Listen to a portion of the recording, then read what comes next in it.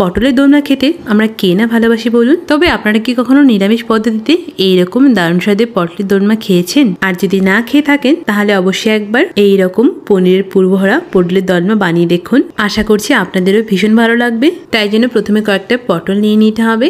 এরপর একটা চাকুর সাহায্যে পটলের খোসাটাকে এইভাবে ছাড়িয়ে নেব।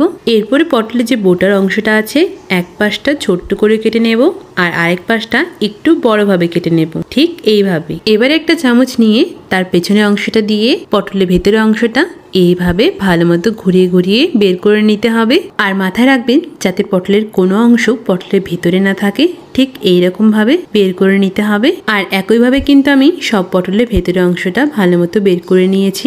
এবার এখানে আমি নিয়েছি কয়েকটা গোটা মশলা, যার মধ্যে রয়েছে গোটা ধনে, গোটা জিরে, মৌরি, গোলমরিচ, দারচিনি আর এলাচ। এরপর শুকনো খোলায় এইসব গোটা মশলাকে হালকা আঁচে কিছুক্ষণ ভেজে নিয়ে গুঁড়ো করে নেব। এবারে কড়াইয়ের মধ্যে দিয়ে দিব রিফাইন তেল।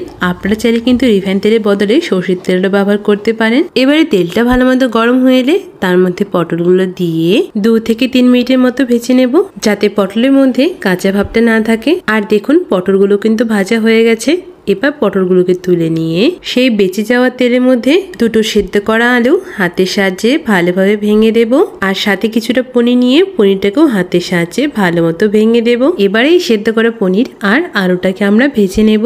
তাই জন্য আমি দিয়ে দেব স্বাদ মতো নুন আর হলুদ গুঁড়ো। এরপর ভালোভাবে নেড়ে চেড়ে মিডিয়াম ফ্লেমে পনির আর আলুটাকে আমরা 4 থেকে 5 মিনিটের মতো বেশ ভালোভাবে ভেজে নেব। আর যখন মোটামুটি ভাজা হয়ে আসবে তখন এর মধ্যে ভাজা মশলা গুঁড়োটা দিয়ে আরো কিছুক্ষণ ভেজে নেব। আর ভাজতে ভাজতে দেখুন পুরটা কিন্তু আর কড়াইয়ের নিচে লেগে আসছে না। এবারে আমি পুরটাকে নামিয়ে হালকা ঠান্ডা হতে দেব, মানে যাতে হাত দিয়ে ধরা যায় সেটুকু ঠান্ডা হলেই হবে। এরপর একটা পটল নিয়ে পুরটাকে আমি পটলের মধ্যে ভালোভাবে ভরে দেব, যাতে কোনো অংশ ফাঁকা না থাকে, ঠিক এইরকম ভাবে। আর একই রকম ভাবে আমি সব পটলের পুরটাই ভালো মতো ভরে নিয়েছি। এবারে কড়াইয়ের মধ্যে দিয়ে দিচ্ছি তেল।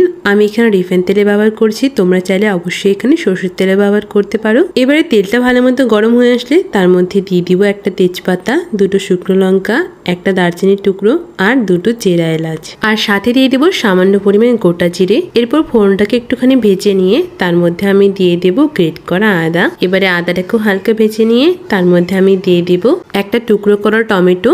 তোমরা চাইলে কিন্তু টমেটোটাকে আরো ছোটভাবে কেটে নিতে পারো। এরপর স্বাদ মতো নুন দিয়ে টমেটোটাকে আমরা কিছুক্ষণ ভেজে নেব। আর এতে করে টমেটোটা নরম হতে থাকবে। আর ততক্ষণে কিন্তু আমি একটা গুঁড়ো মশলার পেস্ট বানিয়ে নেব। তাই জন্য একটা বাটির মধ্যে আমি নিয়ে নিচ্ছি হলুদ গুঁড়ো, শুকনো লঙ্কা গুঁড়ো, কাশ্মীরি রেড চিলি পাউডার, জিরে গুঁড়ো, ধনে গুঁড়ো আর গরম মশলা গুঁড়ো। এরপর গুঁড়ো মশলাগুলোকে একসাথে মিশিয়ে নিয়ে কিছুটা জল দিয়ে ভালো করে গুলিয়ে নিয়ে মশলার একটা পেস্ট তৈরি করে নেব। এবার সেই গুঁড়ো মশলার পেস্টটা কড়াইয়ের মধ্যে দিয়ে মাঝে মধ্যে একটুখানি নেড়ে চেড়ে মশলাগুলোকে ভালো মতো কষিয়ে নেব। আর কষাতে কষাতে দেখুন টমেটোটা কিন্তু একদম ভালো মতো গলে গিয়েছে আর মশলা থেকেও কিন্তু তেলটা ভালো মতো ছেড়ে দিয়েছে। তার মানে বুঝতে হবে যে আমাদের মশলাটা ভালো মতো কষানো হয়ে গেছে। এবার দিয়ে দেবো 4 মগজ আর পোস্ত বাটা। আর এখানে কিন্তু আমি 3 চামচ 4 মগজ আর 2 চামচ পোস্ত বেটে দিয়েছি। আর সাথে দিয়ে দিচ্ছি 4 মগজ আর পোস্ত ধোয়ার জলটাও। এরপর অনবরত নেড়ে চেড়ে সব মশলাগুলোকে আমি ভালো মতো একটুখানি কষিয়ে নেব।